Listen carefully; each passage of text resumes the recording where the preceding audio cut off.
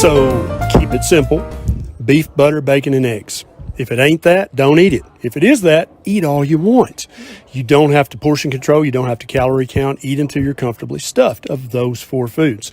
There are other styles of carnivore. That's the one that I find to be the easiest, the quickest, and the least expensive. My biggest regret is that I waited so damn long to get started, and that I was so ignorant about nutrition for so many years in my medical practice. That's by far my biggest regret, and the harm that I did because of my ignorance. There is absolutely no research that exists on planet Earth that shows that eating a diet high in healthy, fatty red meat increases your risk of any cancer whatsoever, much less colon cancer.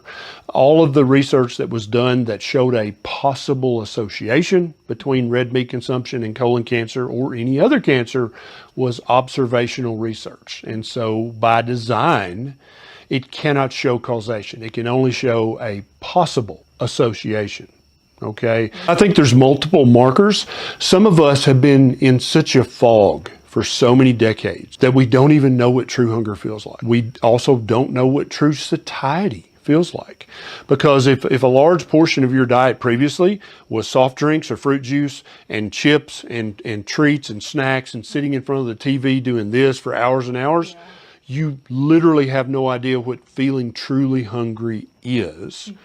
That's one of the many benefits of fasting is you find out, oh, that's what hunger feels like, right?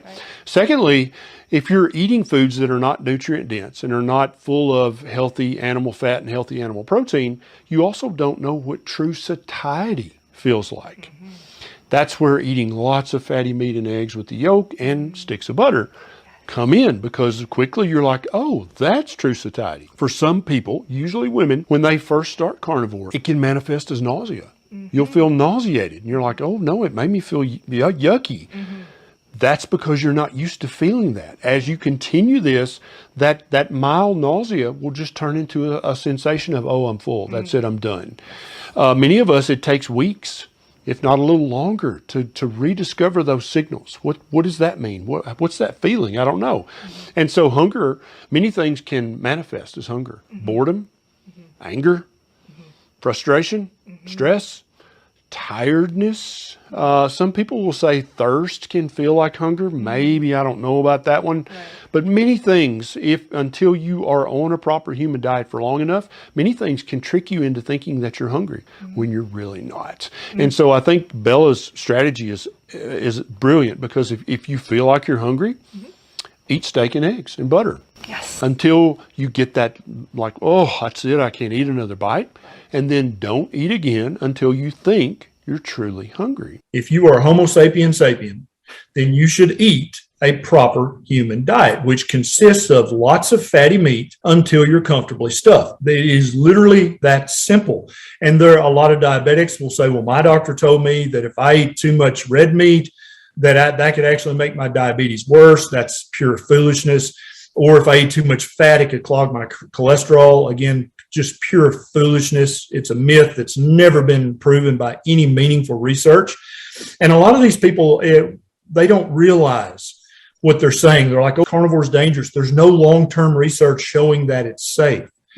And what I typically ask these people is, okay, well, show me the long-term research showing that the Weight Watchers diet is safe. Show me the long-term research showing that the American Diabetes Association diet is safe. Does it exist? No. There's no research showing that the ADA diet is safe for diabetics. Why are they recommending it?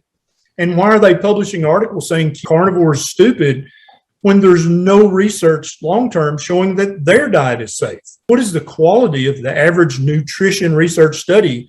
It's abysmal. It's really terrible currently. And hopefully that's going to be improving, because, more people in the carnivore community are starting to call out these big popular research studies that get talked about in all the corporate media. Okay, so there's no research showing any diet safe. That's correct. So now, do you want to lose weight or do you not? Well, I would love to tell everybody, your body is not broken. Your brain is not broken. There is nothing wrong with you.